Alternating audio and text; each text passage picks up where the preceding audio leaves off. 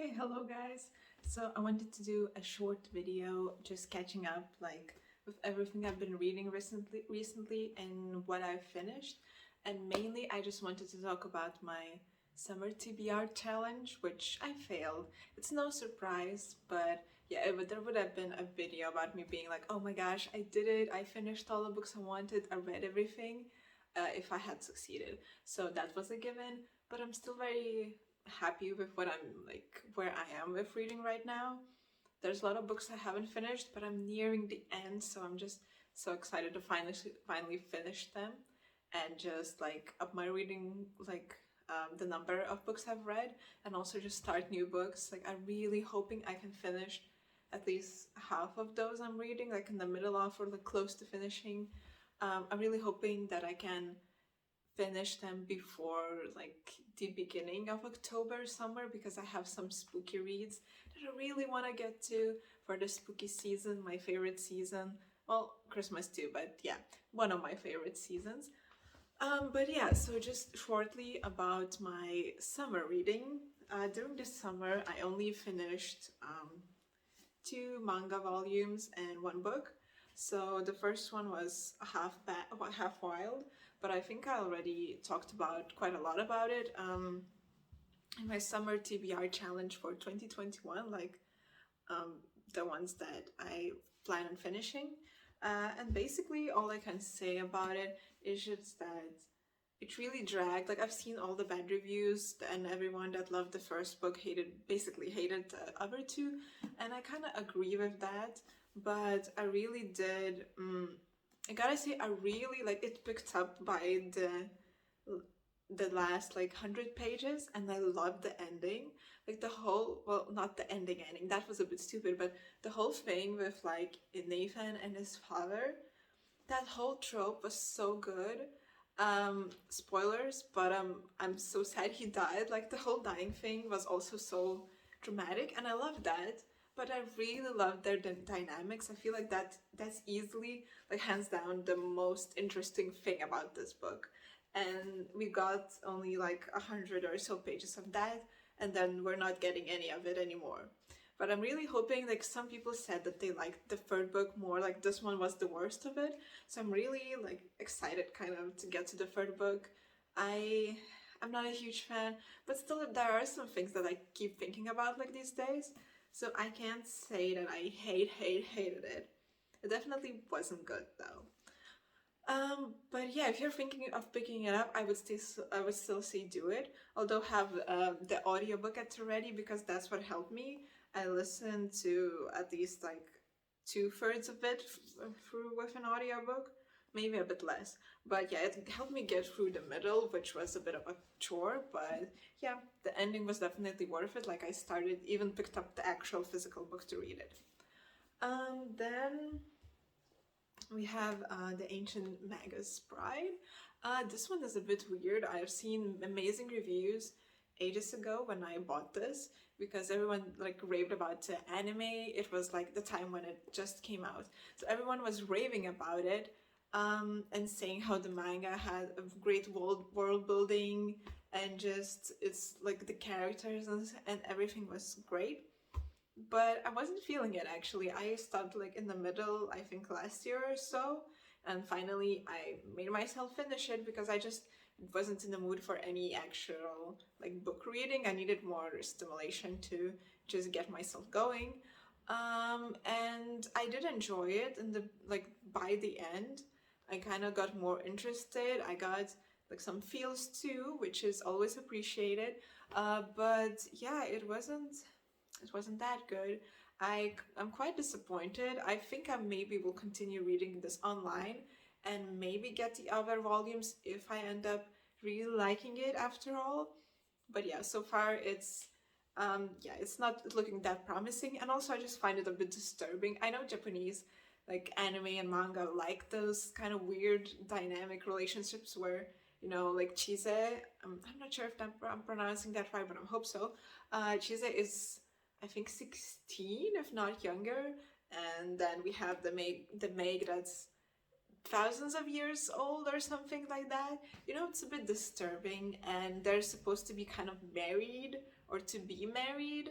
like soon to be married, but it's not really a thing. Like they're always saying like, oh no, it's just like just for, I don't know, just to give it a title, just so I could take you and help you out, because she is an orphan, and he basically bought her at an auction or something. So yeah, it's just not looking too good. And I think they have a romantic thing going on later on, which would be fine by me if it's just the circumstances I can't really look past. I don't know. So yeah, the art is great though. The world building is definitely amazing too. I really like the chapter with the dragons. Not, I don't remember which one was it, but it was very beautiful and I just touching too. I think it's my favorite, but yeah. So it just stood out to me the most. Yeah, it was chapter 3 and it was called The Scale Distinguishes Not Between Gold and Lead. But yeah, as you can see, the art is great. And then, talking about great art, I finally started collecting The Girl from the Other Side.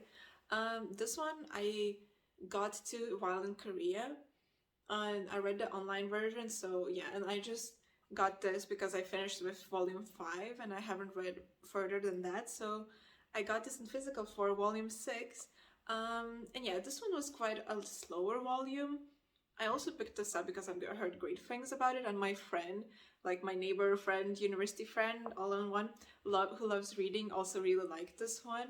And I just, that kind of just cemented like it for me to read.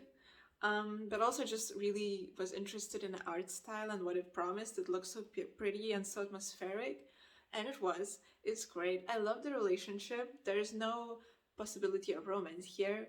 I'm still very hoping that like that's the case. It finished in April of 2021 this year. That's why I picked, like I was even more, I felt even bigger urgency to pick it up. And yeah, so I'm hoping there's no romance in the ending like chapters, but so far it's just like the daughter and father relationship, and it has this like quite a few scary moments. They're very sparse, but I think the ending of volume 2 or so kind of gave me the creeps. That was very unsettling in like not gory way, but just the atmosphere and just like the concept of it. I don't really want to spoil it, I guess, because it's you know, in a way it reminds me of the Raven Boys, where like every detail is so subtly like given to you that it doesn't feel like a huge plot twist, although it would be. So like if you talk too much about it, you give way too much, but it just feels so natural to the story that when like you know all the information after and you get to know it like gradually, it doesn't feel so drastic. But yeah, so I just don't want to spoil it as not to give it away this like smooth experience of not knowing what you get, but also just kind of getting all these elements implemented into the story and just feeling very like engrossed in it and satisfied by all this knowledge that is given to you, but by no like actual drastic means, which I enjoy sometimes. And the Raven Boys, the Raven Cycle is one of my like all-time favorites like books. So I really have big hopes for this one. This one was a bit of a slower volume, but I still really enjoyed it. I think I gave like 4 stars, and that was the highest rated read of this month, of not this month, of the summer overall, I think. Yeah, because these are everything that I finished. I read way more, but these are everything I finished during July and August. Yeah. So yeah. So I really enjoyed this one. Can't wait to read the other ones. We're getting actual like stuff in here now. Some development between the characters and some more the relationship dynamic changes, which I'm very excited about. This will probably will break my heart in some way, but I'm very excited about that. So yeah, these were only like a few. Only these were all what I read in the summer. Um, Okay, so I just realized that I have actually more books that I read in total. Between July and August, I've read 7 books. So yeah, so these are all physical books that I own, but I also read Emergency Contact, a contemporary about kind of motherhood and just teenage years and anxiety and stuff. It's a romance contemporary. I quite like it, but I don't have much to comment on. I would recommend it if you want something quite light, but still with some like more deeper ideas. And I did relate to the mother-daughter relationship between the main character Penny. And the romance was quite cute. It had some draggy moments where I didn't really care about much, but still, and also just like the dynamics between the friends were not really my thing. It's very kind of like Americanized, I guess, so I couldn't really relate to it as a European myself. And I'm also just not a huge fan of like the whole American like dream, like, you know, teenage stuff. Just in general. So that wasn't. I hope you get what I'm getting at, but I don't know how else to explain it. It's a bit different. It's a bit weird, but I just, yeah, it's a thing that I can't truly relate to, and that kind of bugs me in some American, especially contemporary literature. But I did enjoy myself, so I guess I would recommend it. But I'm not planning on buying the book, which would mean that like I would have I would have had to love it to get it. So yeah, it's just there in the middle. I don't regret reading it, so there's that. Then we also have I'm Yours, Blood and Soul, which was a webtoon I read. It was about a vampire and a demon. It was a BL webtoon.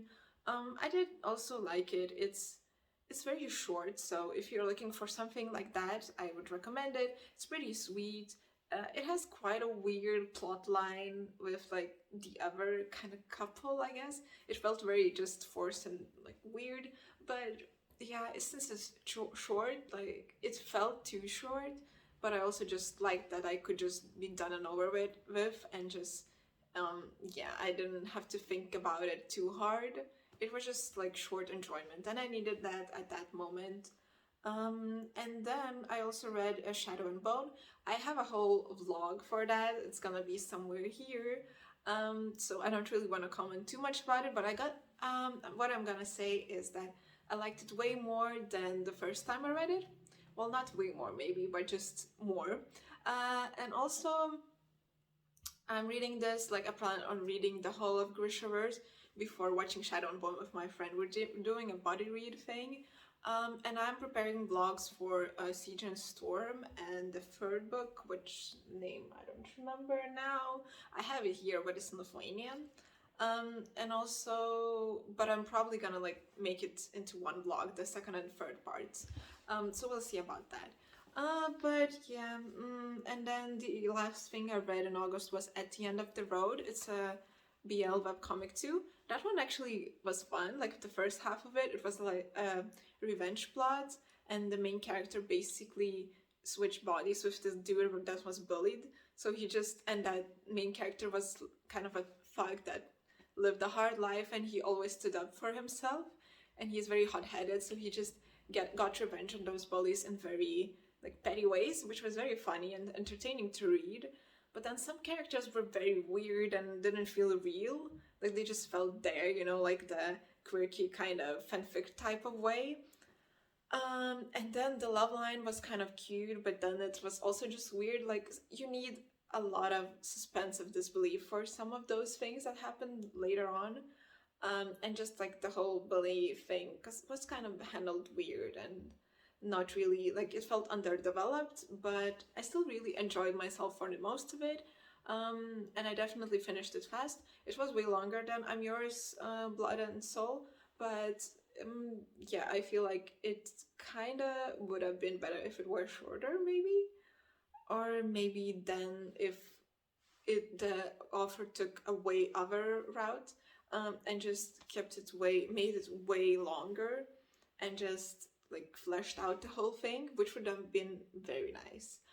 But we have what we have, and I think the author, like this was the first work from that author, so I guess she did an amazing job with like her first work as a webtoon artist, and I really applaud her for that.